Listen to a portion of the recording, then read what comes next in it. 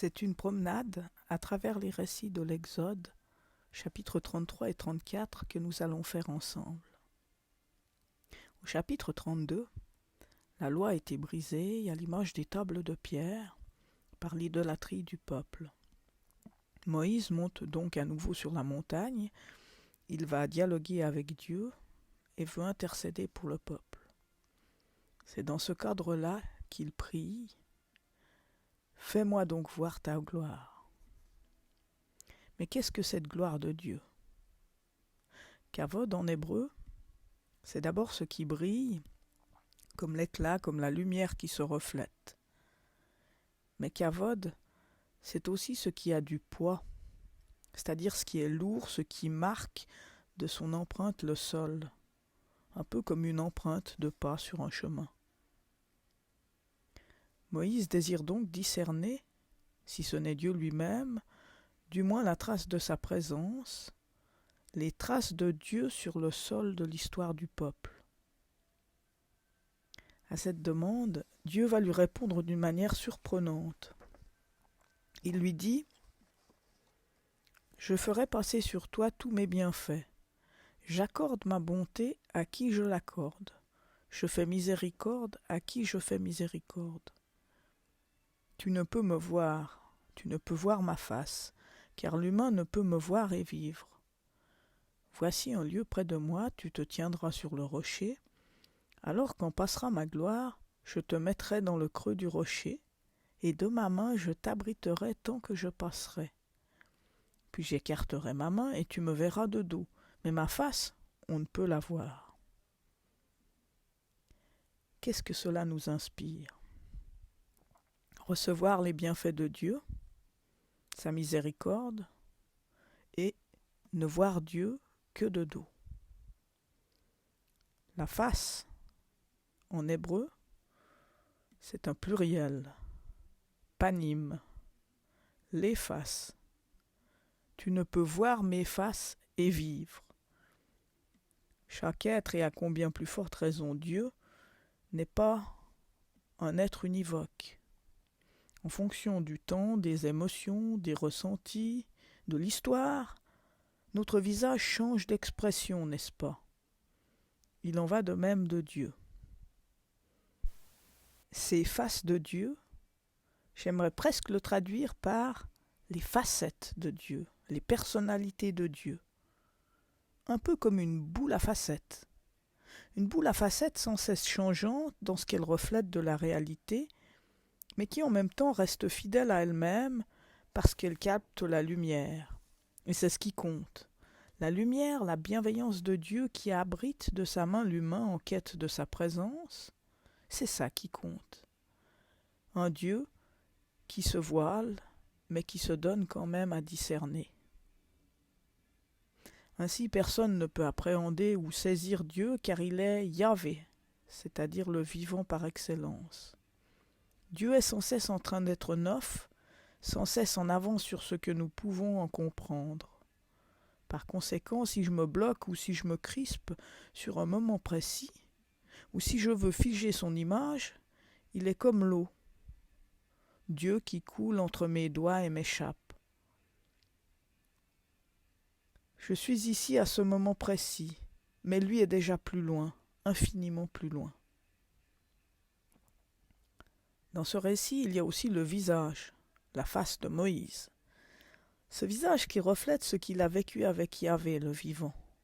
Le visage de Moïse rayonne à tel point qu'il faut le cacher du peuple pour que cela soit possible. On ne peut le contempler, c'est insoutenable. Tu ne me verras que de dos. Le récit évoque cette idée que seule la contemplation du chemin passé permet de discerner la trace de la présence de Dieu. Il s'agit alors de se pencher sur ce chemin, de se retourner, pour y discerner les empreintes de celui qui marche avec nous. On peut, a posteriori, discerner les moments où Dieu a été présent, les actions qu'il a menées, mais on ne peut appréhender l'être même de Dieu dans toute sa profondeur. Souvenez-vous à ce propos de cet autre texte, au début de l'Exode au chapitre 3, À la question « Quel est ton nom ?», Dieu avait répondu « Yahvé ». Yahvé du verbe être, celui qui est, qui était, qui sera.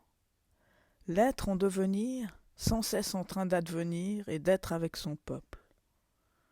Notez que ce récit d'Exode 33-34 est aussi très proche d'un autre récit, celui de 1 Roi 19, où l'on retrouve le prophète Élie caché dans une grotte sur la montagne. Et Dieu passe devant lui sur la montagne. Dieu qui n'est ni celui du vent, ni celui du tremblement de terre, ni celui du feu, c'est-à-dire Dieu qui n'est pas le Dieu des manifestations visibles et de la puissance de la nature, mais qui est plutôt le Dieu du silence, le Dieu du souffle, de cette insaisissable présence. Est-il possible de saisir le souffle ? On ne peut même pas le retenir quelques minutes sans finir par suffoquer. Et pour nous ? Souvent j'entends dire « si Dieu était là, pas de souffrance » ou « Dieu, comment savoir s'il existe ?» Ces remarques sont le signe de notre désir sans cesse renaissant de construire le visage de Dieu avec nous. Nous n'en avons jamais fini, c'est humain, de chercher à voir sa face, comme autrefois le peuple construisait son veau d'or pour pouvoir être guidé. Et pourtant, comme tous les vivants, Yahvé est celui qui reste en mouvement de vie, en mouvement d'être. On peut donc juste, en considérant le chemin parcouru, discerner les traces de sa présence au cœur de nos vies. On ne peut pas l'enfermer. Et cette trace reste notre interprétation personnelle, parce que dire « il était ici » ou « il était là avec moi », c'est un choix personnel. C'est un choix que l'autre à côté de moi ne peut pas faire. C'est une confession de foi. Yahvé le vivant, le Dieu aux faces innombrables que je ne peux en faire le tour, se donne cependant à rencontrer. Pas forcément sur la montagne, et vous l'avez vu, Moïse finit bien par redescendre de la montagne pour aller vers les autres, vers le peuple. Et c'est là que l'éclat de la rencontre avec Dieu devient visible, éblouissant. Ce que Moïse a partagé avec Dieu se reflète en lui, se reflète sur son visage. De même que Yahvé le vivant a d'innombrables faces, de multiples facettes, nous humains avons plusieurs faces. Ainsi, nul ne peut être enfermé dans une seule image, un seul visage, un seul moment de son existence. Ce serait alors juste un masque porté, un masque qui ne dit rien de ce qu'il cache en dessous. Chaque être vivant, comme Dieu, est en mouvement de vie, il avance et il change. Chaque être vivant a un visage qui bouge, pas un masque rigide qui bloque l'expression et qui cache.